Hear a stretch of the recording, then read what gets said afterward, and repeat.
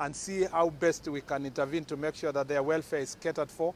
I am very, very concerned as a CS on matters of working hours for police officers, working conditions for security officers, and their mental health, particularly with incidences being reported of cases of police officers taking their own lives or lives of their colleagues or their families because of mental health challenges. That is a matter of great concern to us.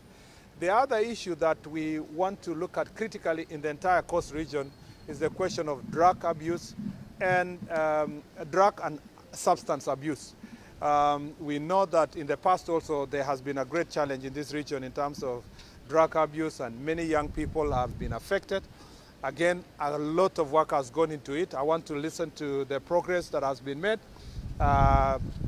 beyond the security briefs that we already have, and to listen to the grassroots leaders, particularly the assistant chiefs and the chiefs, on what other strategies we are going to put in place and what support they require from us to make sure that we get rid of drug and drug abuse issues in the region. The other issue of great concern for us is land issues. Land issues in coast region is a matter of great concern, and it is an area that is causing conflict, particularly people who are invading private property of individuals in this region. My concern here is to make sure that from a security perspective, what are some of the areas of intervention that we can be able to help to resolve these land issues, or to ensure that these issues are being resolved through law and order, particularly court processes and alternative dispute resolution mechanism that is peaceful to keep our people safe. And some of these land issues have created conflict, and also conflict among communities. Pastoralists vis-a-vis those who are farmers has created conflict in areas like Taita Taveta and Tana River and Lamu. And so those are things that we are going to be discussing and find proper ways of resolving. Other than that, there are issues of service delivery, issues of immigration, issues of issuance of passports, issues that are related to registration of persons. Later, I will be visiting one of the centers where we are doing mobile registration. We want to, as many Kenyans, particularly the young people, as you know, recently we degazetted the fee, 300 shillings that was required for first registration for people to get IDs.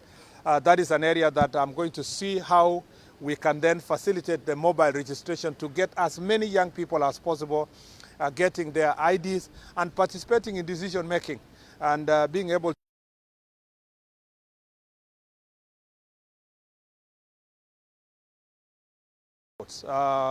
I will be inspecting later the registration office for immigration and see about issuance of passports. As we promised, maximum 7 days. When you apply for passport, you must get your passport. Maximum 10 days. If you apply for ID, you must get your ID. I want to see how we can ensure that service delivery is in these sectors is guaranteed. And then finally, as a ministry that assists the government in administrative work, we want to see how best we can work with other departments of government to ensure that there is service delivery. So one of the conversations we'll be having is with our government delivery unit, and they will be speaking to these administrators from the grassroots on how best they can help in coordinating service delivery to make sure that every project that is being implemented by the government of Kenya, they're able to monitor and give us real-time progress for those projects, so that you don't have to wait for the cabinet secretary, principal secretary, or the president to visit for people to complain about incomplete projects or shoddy projects. Some of the things we are going to discuss today is to make sure that is done. And we are also using this forum for awareness on the key programs of bottom-up economic agenda. One of that program is the universal healthcare.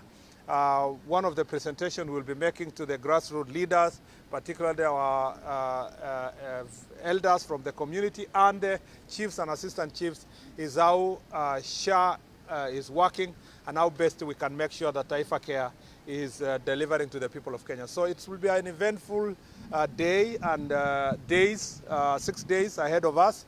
But this is what it is, and this is a practice we have now adopted in this ministry. We will visit the entire 47 counties across the country. We've just started with Coast Region, and I will be working from here.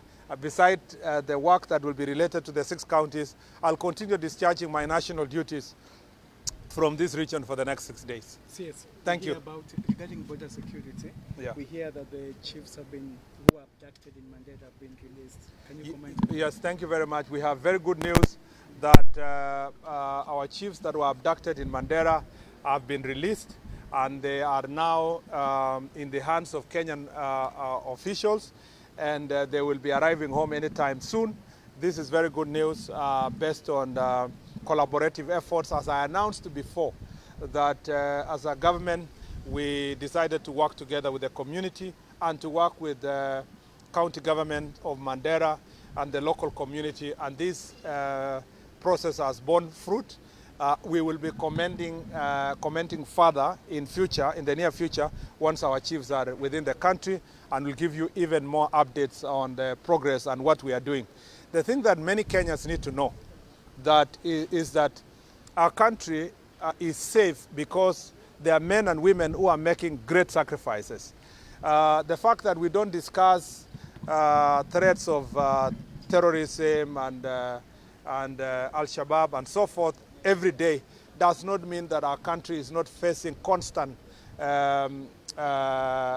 threat from these elements. It means, the real meaning is that the men and women who have gone out there working in the field, especially along our borders, are doing a fantastic job to protect the rest of us. We don't speak about this every day, but it just needs to be known by all Kenyans that we are safe because our police officers, our NPR, our chiefs, our assistant chiefs, and many, many citizens in the community who are cooperating with the security sector are helping us to keep our country safe. And therefore, we will be making a statement in the next few days in detail on the progress of that issue.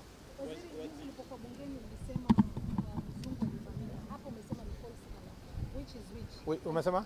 Ulipokuwa bungeni juzi, uliungama kuwa the tourist was attacked. Hapa umesema ni false alarm. Nimesema kwamba vile iliripotiwa, si kwamba kuna mtu alinyang'anywa, aliporwa simu yake. Kuna mzungu moja alivamiwa na vijana na kuporwa simu, lakini sio genge vile watu walikusema kwamba kuna magenge ya wakora walivamia watalii wengi. Hapana, siwezi kakataa. Ukweli ya mambo ni kwamba mtalii moja alinyang'anywa simu na mkora moja kwa hapa jiji, na kulikuwa na makosa kidogo ya coordination kati yetu na ile police unit yenye inasimamia mambo ya tourism na wale ambao department yetu yenye inafanya mambo ya utalii. Hiyo ilikuwa ni makosa kidogo ilifanyika. Yenye nasema ni false alarm ni kwamba haikuwa kwamba walivamiwa na magenge wenye or let me put it in black and white. It's not that they were actually attacked by panga boys with a gang approaching the tourists. No, that was not the case. It was just a case of the usual pickpocketers and thieves who try to steal from tourists. Of course, we don't want such incidents to happen. But I want to appreciate the media houses. Most of the media houses carried out the story accurately with national interest at heart. You know, there's just a few people here and there who reported it sensationally in a manner that would scare our tourists when the situation was not at the scale that was sensationalized. Yes, it's ongoing, not yet arrested. The suspects are not yet arrested, but again, our regional police commandant will be making reports in the few days, and if it happens at the time we are here, we will let you know. Last question. Pardon? Si tuseme ya Mombasa hapa ndio tusichanganye na mambo mengine. What I want to say generally is that part of the reason why we are dealing with gangs here is to make sure that there is no place in the Republic of Kenya where we will allow any goons or gangs to invade any facility, whether it's a church, whether it is a school, whether it is a street. This country must be led by the rule of law. And injustice anywhere is injustice everywhere. We are not going to allow extrajudicial processes to continue in the country. We must remain a country of law and order, and it doesn't matter. Ours is apolitical. We do not subscribe to any political side. Ours is to make sure that everybody can exercise their right freely across the country without being hindered, as long as they are going about it peacefully. Waziri, kuna watu wanajiuliza, umekuwa bungeni unazungumzia Panga Boys, unazungumzia Al-Shabaab. Je, hili kundi la Mungiki mbona wanajiuliza mbona kulizungumzia? Nilisema pengine hamkusikia vizuri, tumesema kwamba magenge yote nchini Kenya, ukianzia hapa Panga Boys, na hakuna vile tutawacha mtu yoyote. Tumesema kutoka hapa ile elements ya Mungiki, mambo ya Chingororo, na nilisema hiyo wengine wanajiita confirm na sijui confirm huko Nakuru, wengine wanajiita huko Kisumu,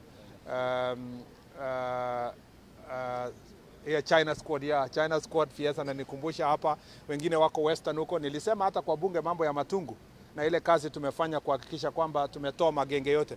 And I can assure you as a country, we will dismantle all these gangs. And we want to assure you that where these gangs are attached to political leaders, we will arrest them and we'll make sure that they do not have peace in our country. We want to instead to channel our youth to other government programs, housing, ICT hubs, among other interventions, including some of them to go back to TTIs. And I'm very happy with some county governments, including here in Mombasa, who have given these young people alternative training facilities to and support, financial support and bursaries, including members of parliament who have supported some of these young people to go to colleges and schools and TTIs so that they can get themselves something else to do than involving themselves in crime. We will speak more after the session. Thank you.